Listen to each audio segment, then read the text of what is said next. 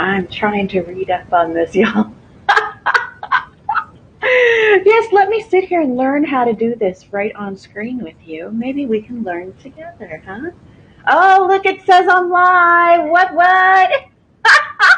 Hello, hello, hello, and welcome. My name is Lee Cara. This is Unleash Your Light. I am doing this in a brand new way today, so please forgive me as I get my little glitches all figured out here. Let's see. I'm supposed to be streaming on two different platforms. I'm using a brand new little software. All right, let's see here now. Hi, Dawn.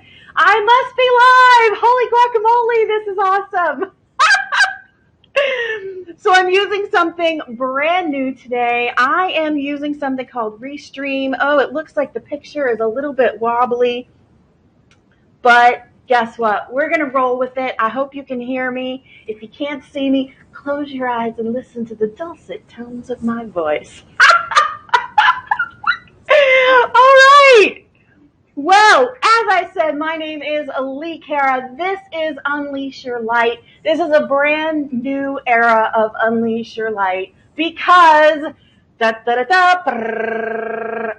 am also broadcasting on YouTube.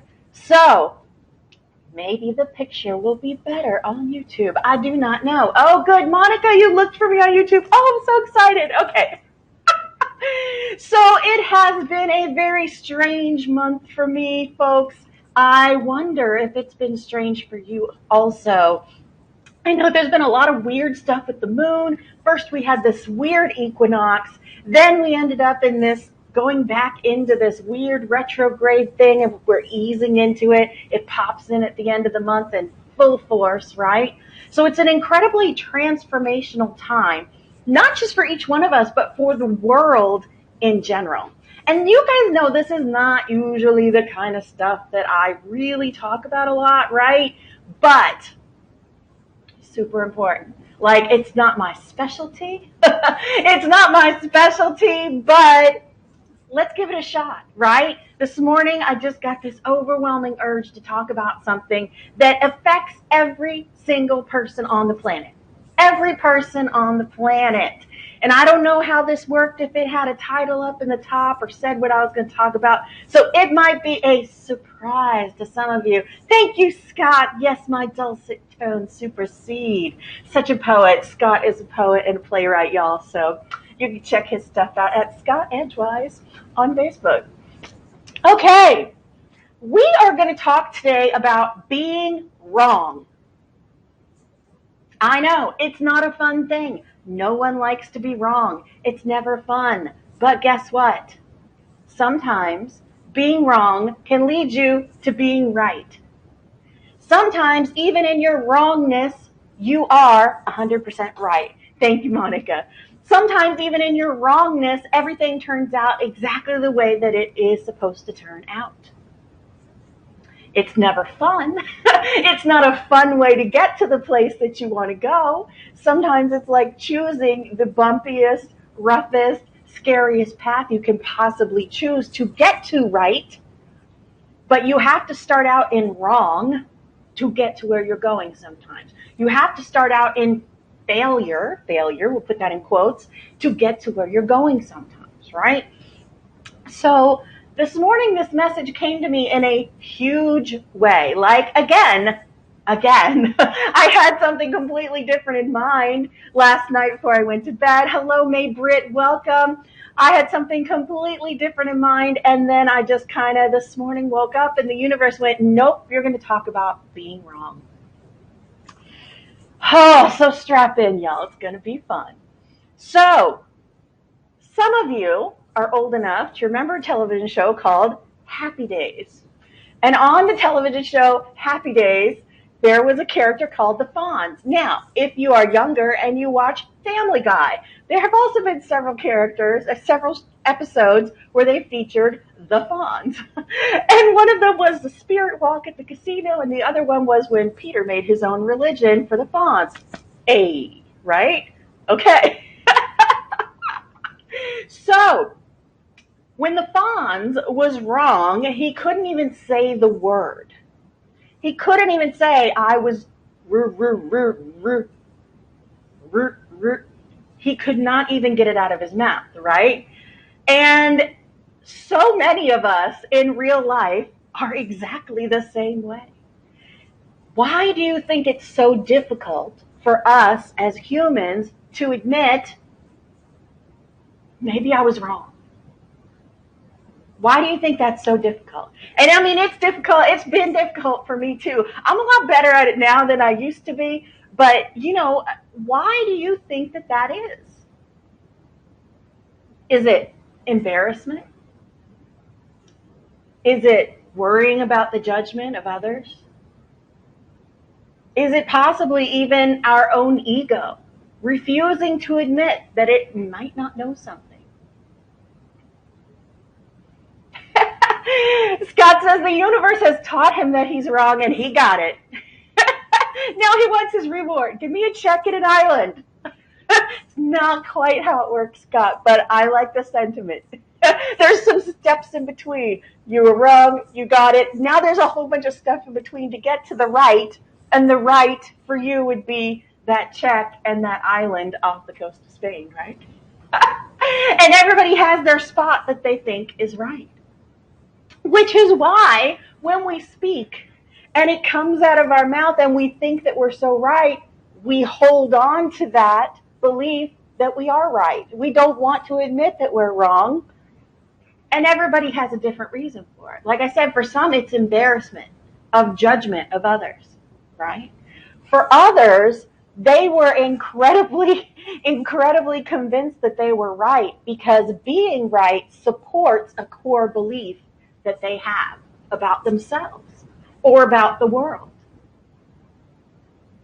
And yet, and others even feel like when you are wrong, when others perceive you as being wrong, that it's a sign of weakness. That it's a sign of weakness to have the wrong answer, to do the wrong thing, to make the wrong decision. So we're going to talk about a lot of different aspects of this because many of us, maybe we weren't the ones who did something wrong. Maybe it was someone in our life who did something wrong. So how then do you react to that? And where is the room for being wrong?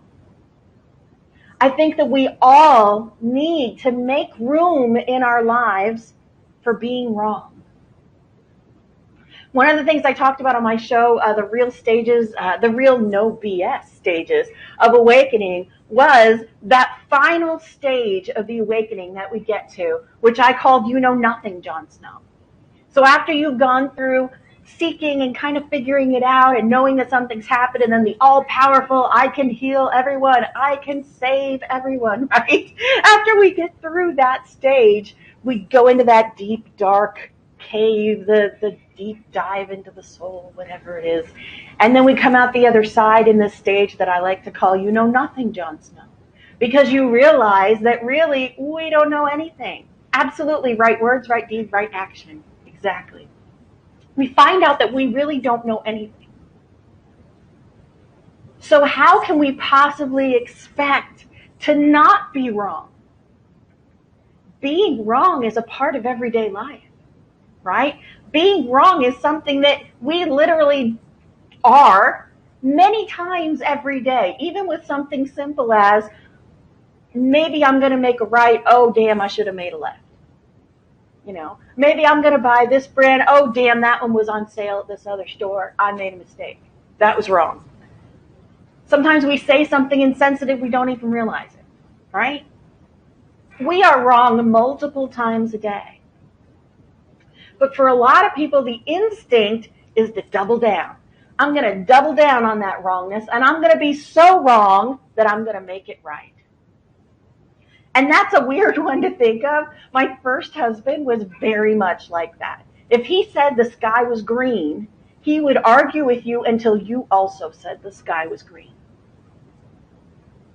Because he could not admit that maybe the sky wasn't green.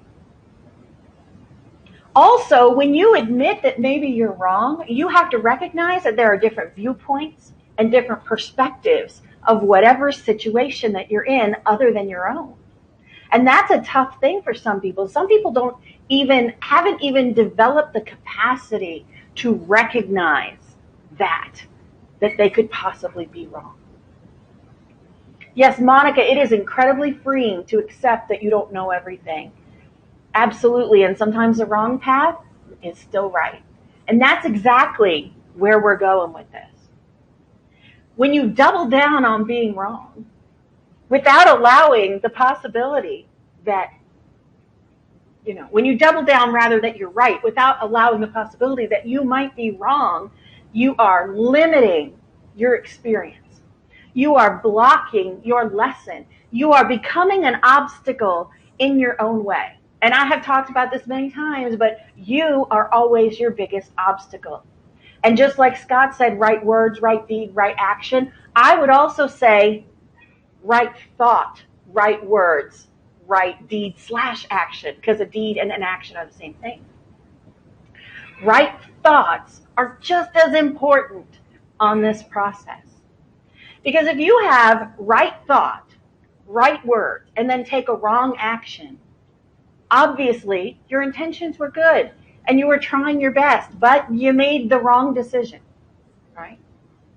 But if you have wrong intention with right words and right action and wrong action, then you are purposefully and intentionally setting out on a path that you know is not the right place. You see my little co-host went up on this thing here, and then Q just passed behind me there. So doing this, having this thought in your head of being wrong or being right, or knowing that you're stepping on the wrong path, or knowing that you're stepping on the right path, this is where we walk down. This is where we walk down into that space of discernment as the receiver of the action, right? So let's talk about the receiving end of someone else's wrong action, because that's a much easier space to start, right? You know me, I'm always talking about empathy and forgiveness and forgiving people who don't deserve it, right? We'll put that in quotes as well. Forgiving people who are not necessarily caring whether you forgive them or not. Forgiving people who think that they are 100% right. This is where, as the receiver, our empathy comes into play. This is where, as the receiver, our discernment comes into play. We have to make room for someone else to be wrong. We have to make room for someone else to be wrong. Hi, Kat. Welcome. In making a space for someone else to be wrong, you are having empathy for their experience.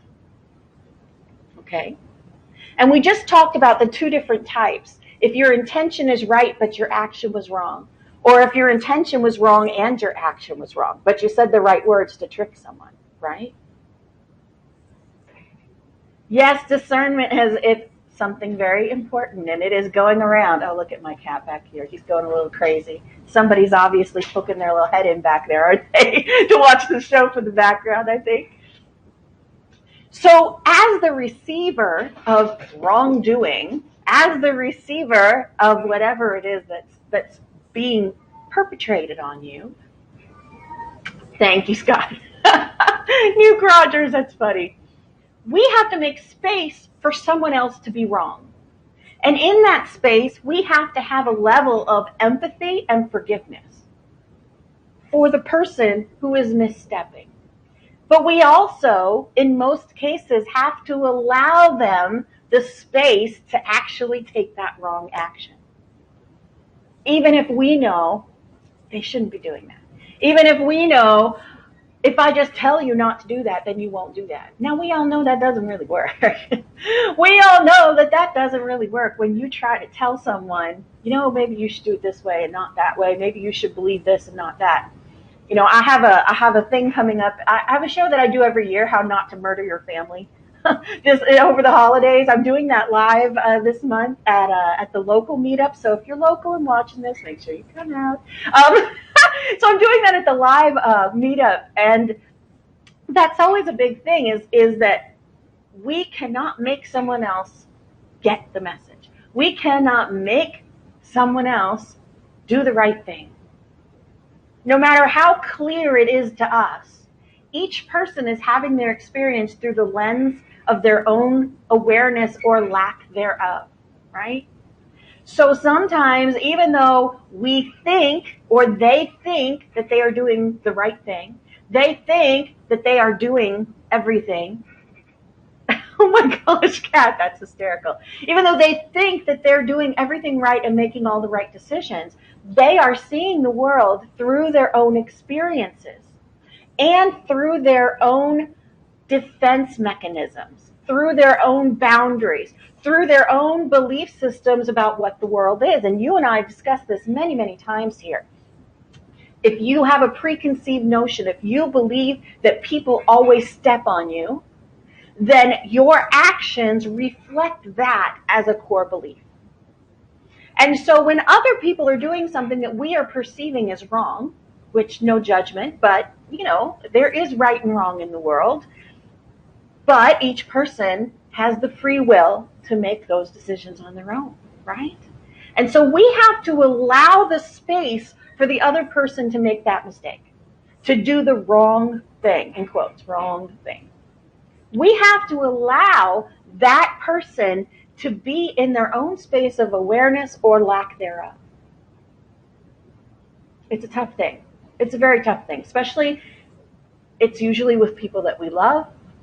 It's often with people that we have had constant conflict with, which, if you are a believer in the thought process that we choose our lives and that we choose the people that we're going to interact with before this, and that it's all some sort of continuation of issues from a past life or multiple past lives, then that's exactly where you're supposed to be, is in that space where somebody is doing something wrong.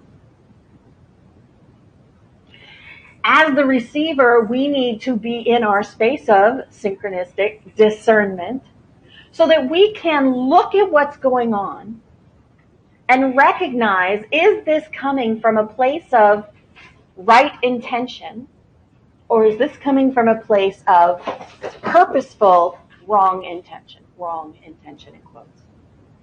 Is this coming from a place of their own pain? Is this coming from a place of their misconception about the world? That the world is a terrible place and it's a dog eat dog and you have to protect yourself and get others before they get you. You have to recognize where that wrongness is coming from, even if you cannot put your finger on the specifics of it. You may not know that so-and-so got beat by their mother and locked in a closet every afternoon. You may not know that. But you can actually recognize when someone is doing something that comes from their pain.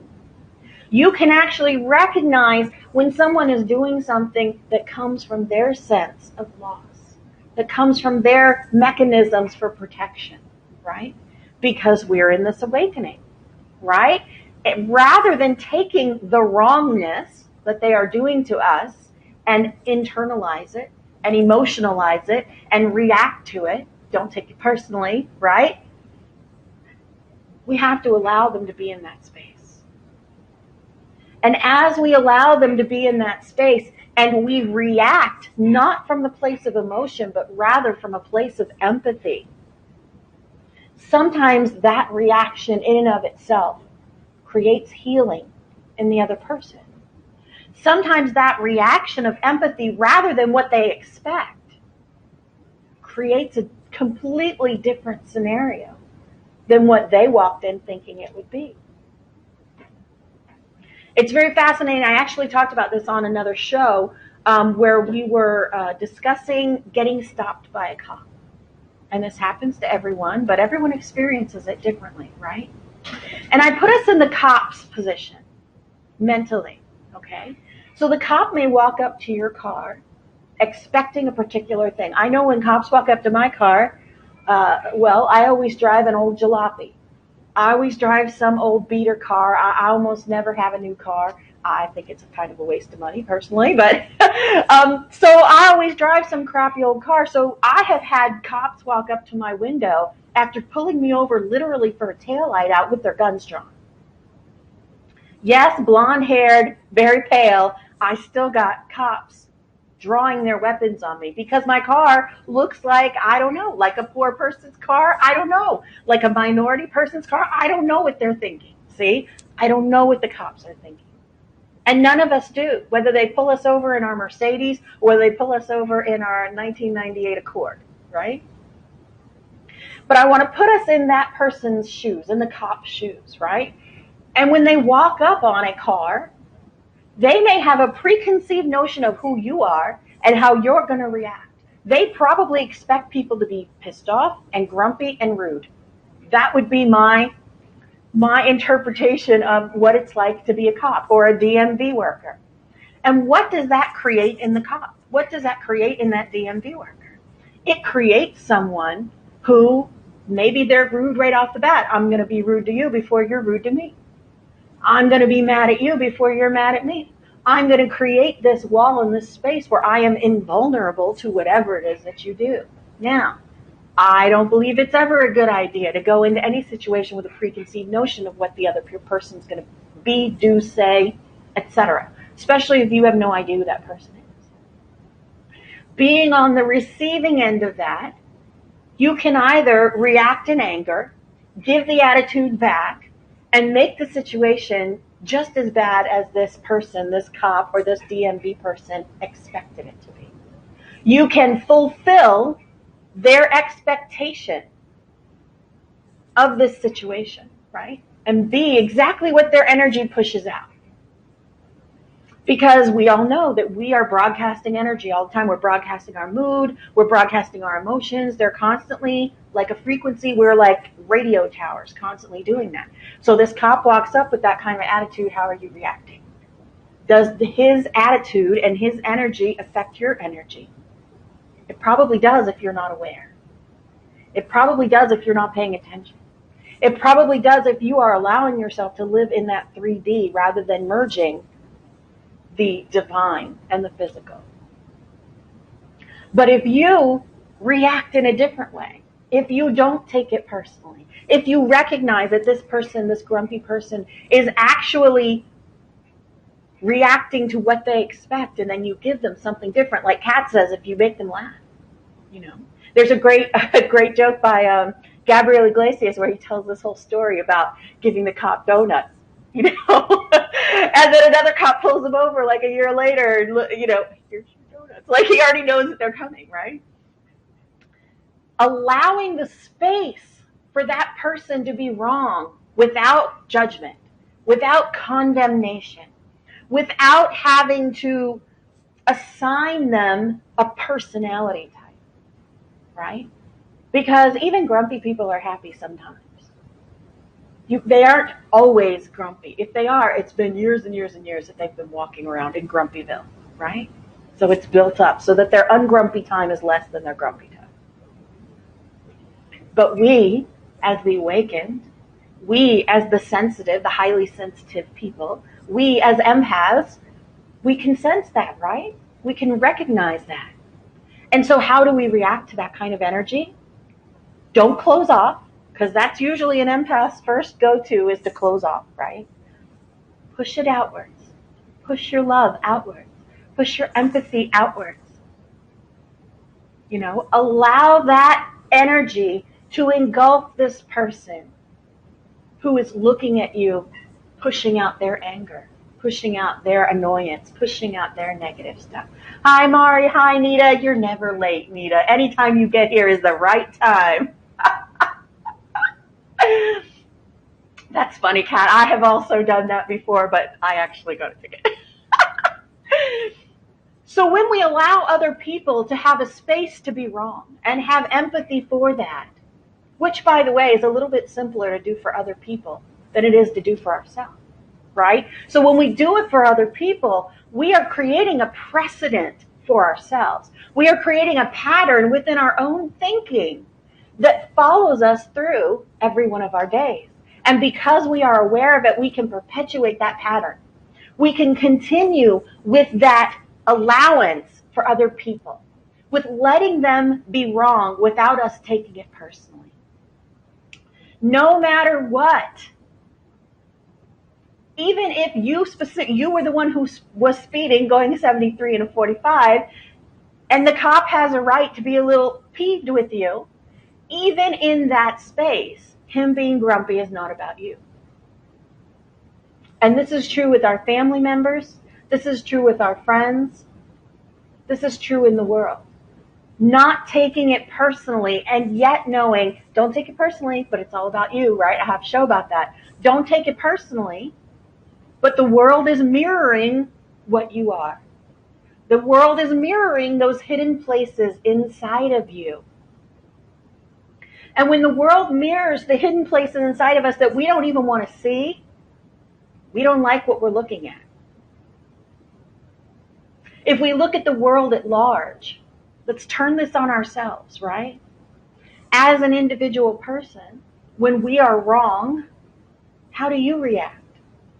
Now, most of you here are probably awakened, and so you are paying attention to those spaces where you're wrong, right? You're paying attention to those places where maybe you made a wrong decision.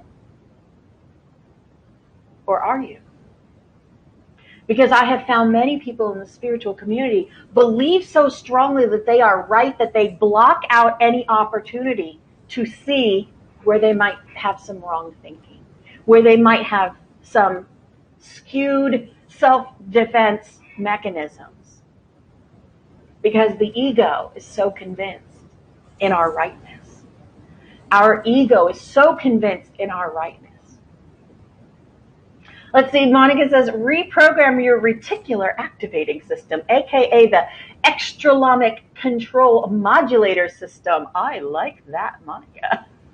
That is a fancy word for change your effing mind. Oh my goodness, so funny. Y'all are funny.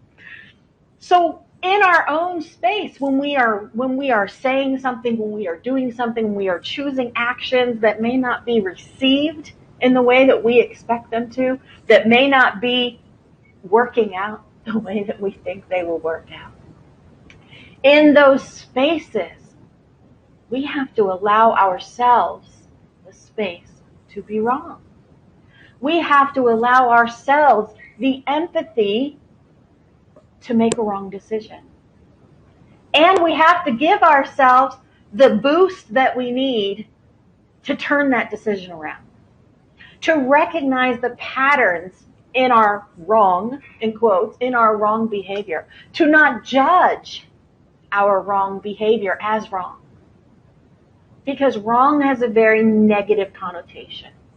Sometimes just shifting the wording of how you think about something can change you into, I made a mistake. Saying that you made a mistake is a lot easier than admitting you were wrong, right? Because we have this ego-y, I'm right, and everyone should look to me as the authority, or I'm the grown-up here, so I need to be right. That happens a lot with our kids, right? When we as the parent can't admit that maybe we were wrong, that maybe we made a bad decision, that maybe we didn't handle this right, and our kids looking at us like, what the hell, Mom? When we don't allow our children to see that it's okay to make a mistake, you're adding a layer to what they will carry with them their whole life. When you are down on yourself, or when your pride doesn't allow you to be wrong, or when you don't give yourself that space to really look at the situation and figure out what the heck is going on. Mari, thank you so much. I appreciate that. I got my fancy mug. I love those little Ray Dunn mugs. They're so cute. So in that place of allowing ourselves to be wrong, looking at others and allowing them to be wrong, now what do? We've acknowledged, okay, I made a wrong decision. We've acknowledged, all right, fine, I guess that, I was wrong. Nobody really likes to admit that. And in that space, what comes next? Whether it's for someone else or whether it's for ourselves. It's forgiveness. It's empathy. It's understanding. It's compassion for others and for yourself. Staying in that place of wrong, you will often begin to beat yourself up. You will begin to judge yourself. You will begin to go down the pity party pity pool party road where all you're thinking about is everything you've done wrong and how nothing will ever be right and how you're too stupid to get anything done. Nobody will ever listen to me again. I made a wrong decision. Everyone at work knows it. Everybody's talking about me. And we get in this space in our own minds where we create a world that may not even exist. How many times in your life have you had a friend who didn't reach out to you for a couple of days, 3 days, 4 days, 5 days, 2 weeks, 10 weeks, whatever? And your mind starts thinking, oh, they hate me. Obviously, they think I did something wrong, or they're mad at me, or F them, I'm tired of this, I'm not doing this anymore, too bad for them, it's their loss, right? And you create this whole story about it. They're mad because I didn't reach out to them on Groundhog's Day and say happy Groundhog's Day, whatever it is that this story that you create in your head. And then you actually get together with the person, and what they say to you is something like, my aunt was in the hospital and I had to travel to Wisconsin and I left my phone on a train, or something crazy like that. Or I was going through some stuff and I felt really horrible, really, really horrible, and I didn't know how to deal with it, so I didn't reach out. Now, you've been sitting here for weeks thinking mad stuff about them, pissed off stuff about them. And then you turn around and you find out that they were actually sitting there in pain. This happens in the space of being wrong. If you doubled down on that and went, I don't care, you should have reached out, screw you, I'm done. How is that allowing them space? And how is that allowing you space to recognize, why did I jump to that conclusion? Why did I automatically go to, they obviously abandoned me? I do this. Why did I automatically go to the thought that obviously they abandoned me because nobody's ever going to love me and you're an idiot and everybody, should steer clear because obviously you're an idiot, right? We build this story around our incorrect core beliefs about ourselves. And when we're in that space, if we double down on it rather than seeing what's actually happening, rather than seeing their pain, if we take it personally, then we stay in that space. But when we start to ask questions and pay attention to it, we can actually make that space of being wrong right. Because now you have identified a space in you that obviously needs healing. And it's a hard lesson to learn, but it's necessary for us in our growth. Okay, we have a question here. Nuke Rogers says, what do you do when you live with someone who refuses to see he could be wrong? I myself will and have apologized for being wrong. This is something that I would say most of us go through, who are people pleasers, who are lacking self-confidence, who are had spaces in their childhood where they felt unloved, who have spaces in their life now where they felt unloved. This is incredibly common, incredibly common. Now, this is where discernment, synchronistic, discernment comes into play. Right thought, right word, right deed, right action, right? So we have to then look at what they are doing through the eyes of empathy, through the eyes of forgiveness, but also with recognizing how that affects us, not on a personal level, but on a personal level. And I know that sounds confusing, but it's a duality, and we're going to dig into it right now. I spoke a little bit earlier about how we double down sometimes on being wrong. Our ego doesn't allow us to see anything different because of our view of the world. If we think the world always steps on us and people are out to get us, we will always see that in others. And we will be able to take the evidence of their actions or their words and twist it so that it supports our belief that the entire world is out to get me. Okay? So when the other person is living in that space and is not self-aware enough to recognize that perhaps my worldview is a little askew, when they do not have the capacity at the moment to be self-aware enough to recognize what they are doing, they will hold on to being wrong and double down on it, right? They will double down on it, and they won't apologize. They won't forgive. They won't see another viewpoint. They are just 100% right. We find this in politics here in the States right now. We're finding that in politics right here in the state right now. When some people believe that they are right 100%, this is my worldview, this is the way I see things, and I'm not changing my mind, bloop, that's the end of the road. They have limited their own growth.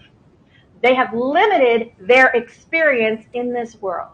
Just like people who choose to be Christian and only Christian and see nothing beyond the words in the Bible. Just like people who are Republican or Democrat and see only what they see and they do not listen to the other side at all and they don't care what they have to say and boop, I'm 100% right and they're 100% wrong. Everything is gray. Nothing is black and white. Everything is gray, right? The person who steals a loaf of bread, thief. The person who steals a loaf of bread to feed their family who hasn't eaten in 3 weeks and their little baby, thief. Thief with a purpose.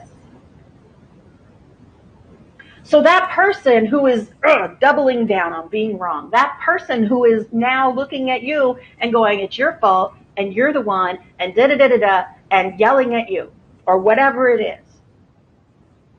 You have to, first of all, not react to it. Apologize if you're wrong. If you are wrong, apologize, and still not take it personally, whatever it is that they're doing. Give that person space to be wrong, and in your reaction, and I don't mean necessarily in your words, but rather in your energy, to be in a space of understanding and of empathy and of like, okay, I get it. This is how you see the world. Now we look at you, Nuke Rogers. Now Nuke Rogers has to look at herself or himself and say, this happens over and over again. This person, every single time that something goes wrong, points the finger at me. And because I need love, because I want to be with them, because I am giving up my own voice to be here in this relationship, I will apologize even though it's not my fault. And you have the absolute free will to do that. To tamp down on your own voice, your own thoughts, and let the other person be right all the time. Like I said, my first husband was exactly like that. And evidently I have been exactly like that. Because my current soon-to-be ex would say that to me, you just want to be right. You just want to be right. And I always thought I was right. And maybe I was, I don't know. But to him, all he heard was me saying something that may or may not be right, but he didn't want to give in and say that I was right. Or he would do that, fine, you're right, I'm an asshole, I'm a this, I'm a that. Right? And a lot of us do that. Fine, just believe that, I don't care, just to get it over with. And sometimes it's that tearful apology, I'm so sorry that you feel that way, I would never do that to you, please believe me. How we react is up to us. How we internalize it is up to us. And we have to look at our life and see, what is this person reflecting in me? Are they reflecting the fact that I don't have a voice? Are they reflecting the fact that I worry about judgment? Are they reflecting back to me my own lack of self-esteem and self-confidence in my opinion? We have to look at ourselves and then make that decision. Is that how it is? Is that not how it is? Is it okay for me to stay in this relationship when it's like this? It's totally your choice. You have free will. It's totally your choice to stay in that space and give that person the space to be wrong. And as you change your behavior, their behavior will change too. Now, we can't determine how it changes. Sometimes the more understanding you are, the more pissed off the other person is because they want you to push back. They want you to tell them they're wrong. They want you to lash out at them because they need punishment for doing the wrong thing. Sometimes they want the argument. Sometimes they want the drama because it's the only place that they feel safe. And this is where you have to really pay attention to what's actually happening in your partner or that person that you're having a disagreement with. This is where you have to pay attention to it. And Mari says, is it right to say, I apologize for XYZ, let's just agree to disagree and move on? If you are okay with that, that's okay. If it works for you in a real way, it's okay. However, if you're saying that to make peace, but it still sticks in your craw, and for those of you who don't know that term, it means it still bothers you. If you say that to make the peace and pretend like everything is fine, those things have a tendency to come back up. And it points to a space in you that needs to be the peacemaker, right? It can point to a space in you that comes from a place in your childhood, that comes from a place where you felt like you had to be the go-between and you had to fix everything, and if everything is fixed around me and everything is good and nobody fights, then I'm okay. I get that. It's okay to say those things as long as we recognize where they're coming from.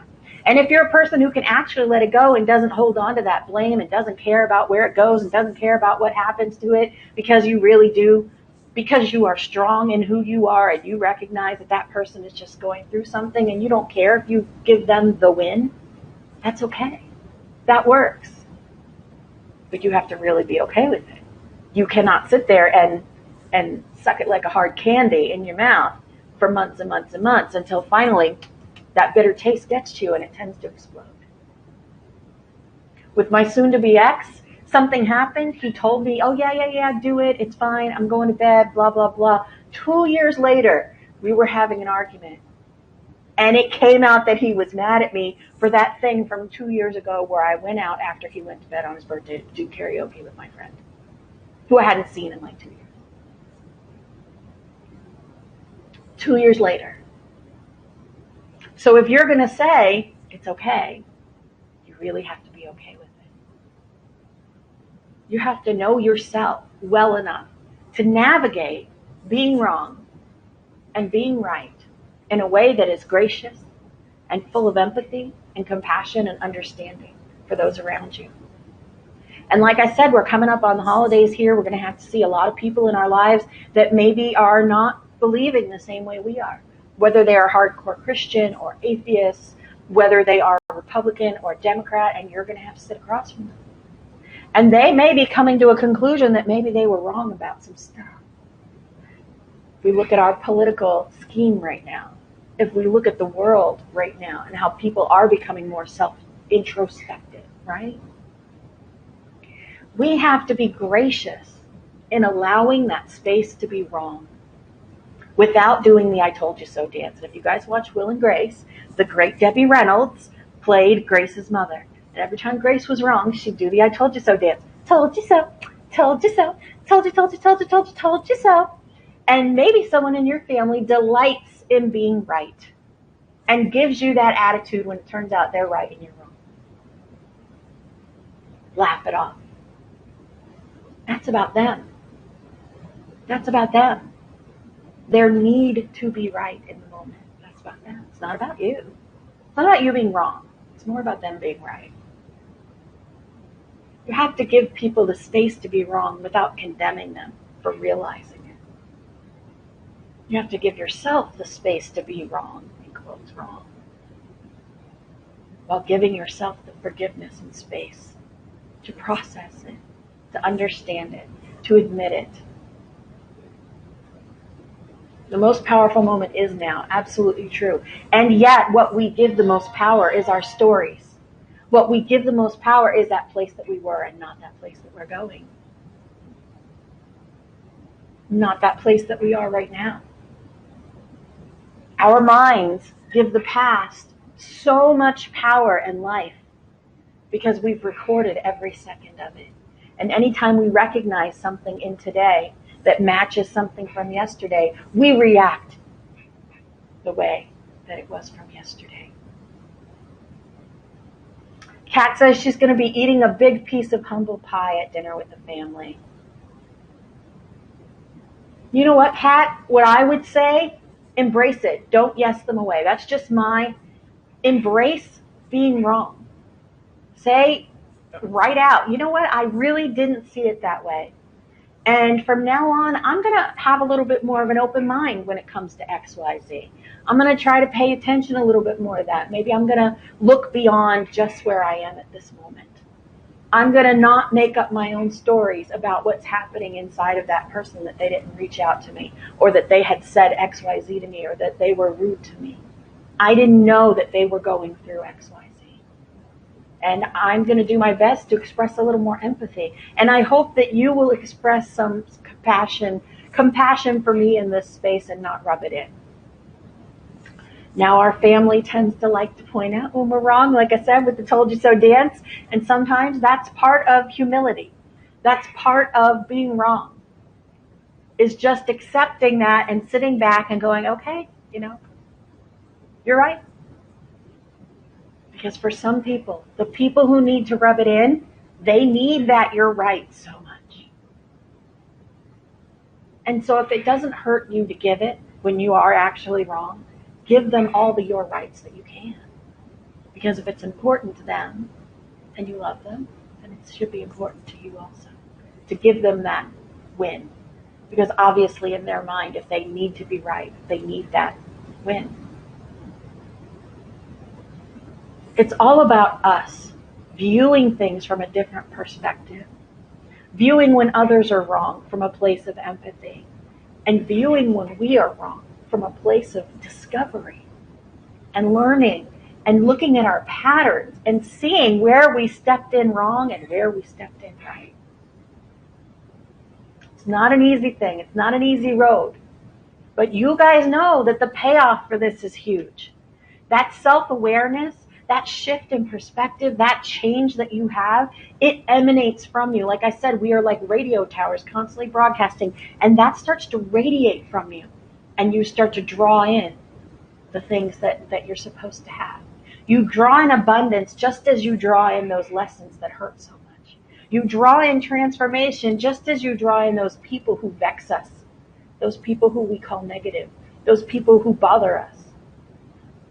As we shift our perspective and start to change how we react, start to change our energy about it, right intention, right word, right action. Right intention is not always about actually being right, because you can have the right intention and do the wrong thing.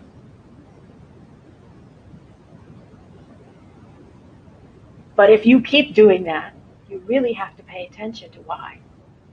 Why? I have a whole show about that. Self-focused fuel. Why? Asking yourself why and being willing to actually listen to the answer is one of the most transformative things that you can do on this journey through the Holy Trinity of emotions: unconditional love, empathy, and forgiveness. And all of those things need to happen in the space of taking wrong and making it right. Let's see if we have any questions. Anyone who's got a question, pop it in there right now. Let's see. Mari says she has a sister that is always right and very critical of her and her children. And it's hard to resist pushing her face into a huge bowl of mashed potatoes. Mari, I feel you. My mother was exactly the same way. I understand 1,000%. And it is very tempting to want to snap back. But you probably recognize where that comes from in your sister now that you're a grown-up. Even if you say to yourself, I would never do that. I would never criticize her like that. I would never treat her like that. Somewhere in her life, she found that that was the way that she keeps people at a distance. Somewhere in her life, she discovered that if she attacks you, then you're not looking at what she's doing. Even though in reality, that puts a bigger spotlight on us, right? When we're like pointing out everyone else's faults, everyone's really looking at us for, well, what's wrong with you? I'm going to get you back and say something bad about you, right? But when we're in that, that's a self-defense mechanism to lash out at others before they get you. So recognizing where it comes from, even if you don't know the exact road that it came down, recognizing that that need to be right is a place that was built in her when you guys were little. It makes it a little bit easier to take. because it's really not about you. And if you have confidence in yourself and you have confidence in the way you raise your children, and even if you made mistakes in raising your children, like I did, we all make mistakes raising our children, right? We all screw up our kids, like just get over it. We all screw up our kids, right? Even when you're in that space of feeling put upon, what it does when they criticize us is it triggers our own guilt. It triggers our own guilt about how we're raising our children or how we're living our lives. But we have no need to feel guilty, even if we've made wrong decisions, because doing it this way taught us for the next kid to do it differently, right? It's always that first kid who gets it real rough. Second kid has a little bit easier. Third kid comes along, second kid gets ignored, but the third kid gets all the benefits of the years of raising before they came along. It's just what we do, because we're learning on the job how to be parents. We're learning on the job how to be human.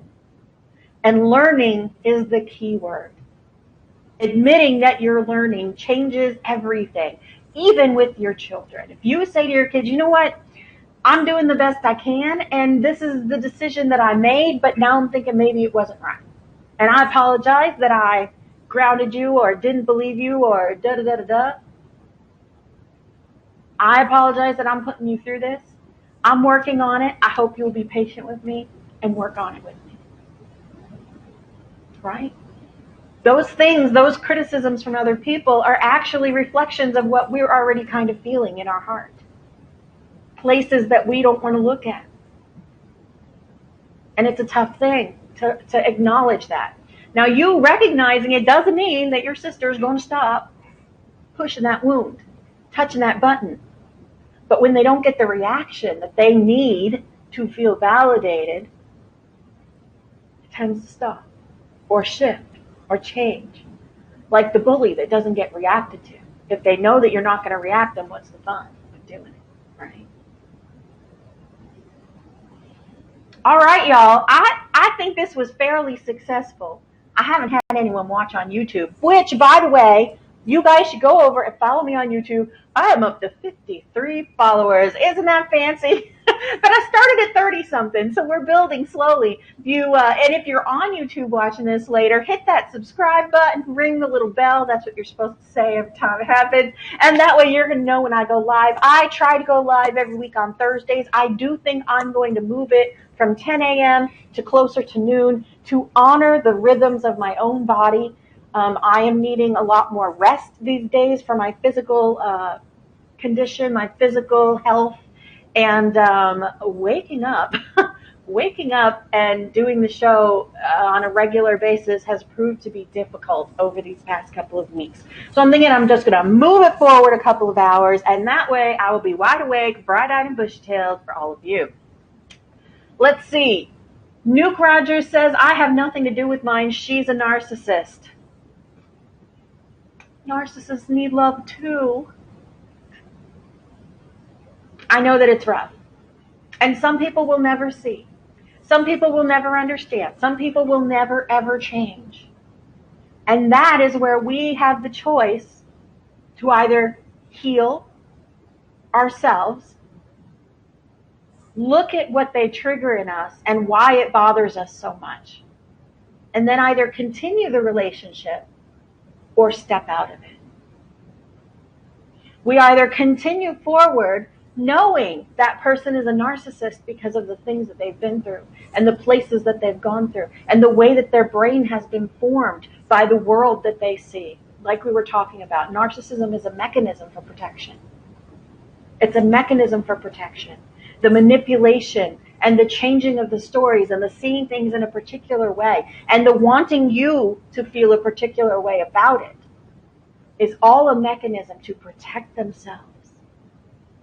Because inside they are fragile. Inside they are incredibly, incredibly wounded. But a narcissist will never admit that until they become self-aware of their own narcissism. And so that puts us as the receiver of that narcissism in a space of choice. In a space where we decide, do I want to still have something in it? Yes, Nancy, I'm pixelating because I'm trying something brand new. I'm gonna work on the settings, so hopefully when I do this next week, it won't be as pixelated. Those people who are the narcissists in your life, they may still love you through their veil of narcissism. And I want you to think about, have that empathy for what are they going through that they treat the people that they love like this. How deep is their wound that they have to fool even themselves in this world with their beliefs and the way they interact. And if you decide, I can't have anything to do with this person because of that, be sure that you heal in that relationship, that you forgive that narcissist for holding on to their narcissism. Be certain that when you step away from them, that you have healed that wound and you have let them go with peace and love and hope for their future. Because let me tell you, if you don't, that same exact personality is going to come around wearing a different face, with a different name, different hair, but they're going to act exactly the same. And they're going to trigger you exactly the same way. That space of forgiveness for the wrong narcissist works. It works. You can give a narcissist space to be a narcissist if you can deal with it. It's not easy. It's difficult.